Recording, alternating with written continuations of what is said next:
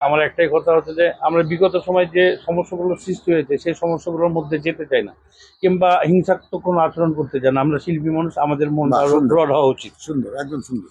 আমরা সাদাকে সাদা বলতে চাই, কালোকে কালোই বলতে চাই, সেটা ক্ষমতায় থাকি আর না থাকি। বাহ, আমরা এমন ভাবে আমাদের ইন্ডাস্ট্রিতে চলাফেরা করবো কিংবা আসবো যাবো, আজীবন মৃত্যুর আগ পর্যন্ত যেন আমরা ইন্ডাস্ট্রিতে চলতে পারি।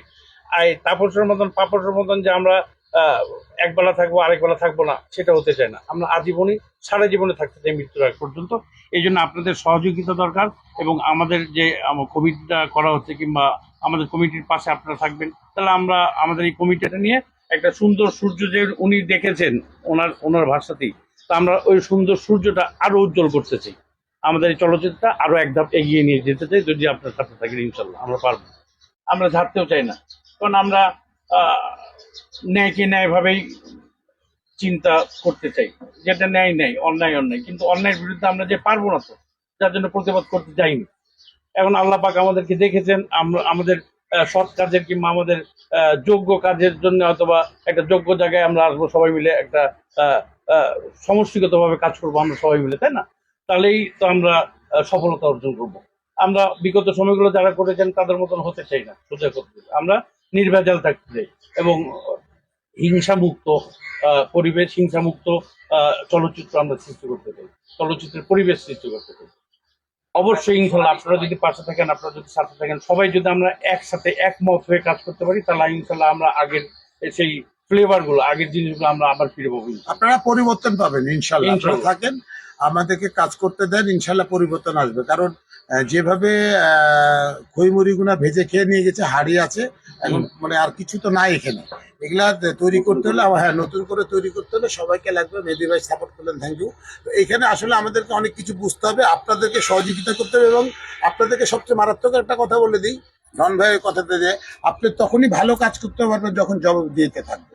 জবাব দিতে থাকবে এগুলা। আমরা যে আগামীতে কাজগুলো করবে, আমার বড় ভাই আছে, বকুল ভাই আছে, শিবা শানু আছে, মেহেদী ভাই আছে, ডন ভাই আছে, বিলাস আছে, এদেরকে জবাব দিতে তোর মধ্যে আনতে হবে যে আমি একটা কাজ করছি, এটা যদি সুন্দর করে মানুষের সাথে প্রেজেন্ট করে যায়, আপনাদেরকে জানানো যায় তার বাজেট কত, অমুক কি কি করছি না করছি, ও কাজ ভালো হবে এবং আপনাদের দোয়া থাকবে, জনগণের দোয়া থাকবে।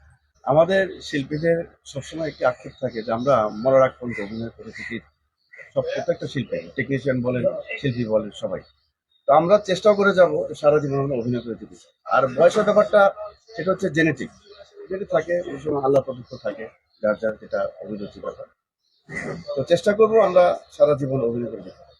বিগত আগে আমাদেরকে অভিনয় করতে দেওয়া হয়নি, বিভিন্ন কারণে অভিনয় করতে দেওয়া হয়নি, এবং ফোর্স বলেন বা অর্ডার বলেন, যে কোনো কারণে আমাদেরকে অভিনয় করতে দেওয়া হয়নি।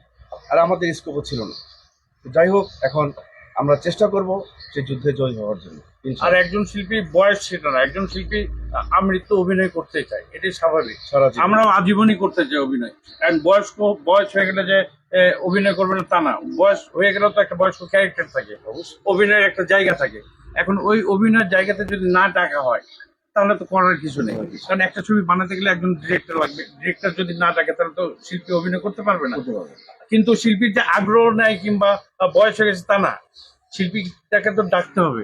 সেই ডাকার সুযোগটা ছিল না, কিংবা সুযোগ থাকলেও ডাকা হতো না। এখন হয়তো বা সুযোগ আসছে কিংবা সুযোগ আসবে। আমরা যদি সুযোগ পাই, আমাদের সিনিয়র শিল্পী, জুনিয়র শিল্পী সবাইকে ডাকবো। আমাদের এই শিল্পী বলেন আর চলচ্চিত্র স্বার্থ সংরক্ষণ কমিটি যেটা হচ্ছে, এটা সব সময় সুন্দর সৃষ্টির পক্ষে থাকবে। সব সময় সত্য সুন্দর সৃষ্টির পক্ষে সবসময় থাকবে এই চলচ্চিত্র সংরক্ষণ কমিটি। পার্শ্ববর্তী দেশের নাম না নিলাম, একজন লোক অর্থ ঋণে পড়ে গেছিল, তাকে সাপোর্ট দিয়েছিল ওই চলচ্চিত্ররাই। তাদেরকে দিয়ে ছবি করায় বা তাদেরকে দিয়ে ইয়ে করিয়ে তার কিন্তু লোন মুক্ত করেছে, বাঁচানোর চেষ্টা করছে। আপনার এই কথাটা আমার এই জন্য ভালো লাগছে, যে প্রশ্নটা যে আসলে একটা 35-40 বছর পরে যে সে কিন্তু হারায় যাচ্ছে, মানে একটা মনে করেন মেধায় হারায় যাচ্ছে। আমরা তার কাছ থেকে অনেক কিছু নিতে পারি বা দিতে পারি। এই জিনিসটা আমি সবার কাছে বলবো, চলচ্চিত্র ডাইরেক্টর যা আছে সবার কাছে বলবো, এই জিনিসগুলো যাতে মাথায় রাখে। একজন ভালো অভিনেতা তৈরি করতে হলে একজন ডাইরেক্টরকে বুঝতে হবে যে কোথায় থেকে কি করতেছে তারা। এই জিনিসগুলো করলে দেশও বাঁচবে, সবাই বাঁচবে। সেটাই, আমরা ভালো গল্পের অপেক্ষায় থাকি। প্রত্যেকটা শিল্পী, আমরা প্রত্যেকটা টেকনিশিয়ান ভালো গল্প অপেক্ষায় থাকি। তো আমরা চেষ্টা করবো ভালো গল্পে যদি আসে ইনশাল্লাহ সুন্দরভাবে প্রেজেন্ট করবো।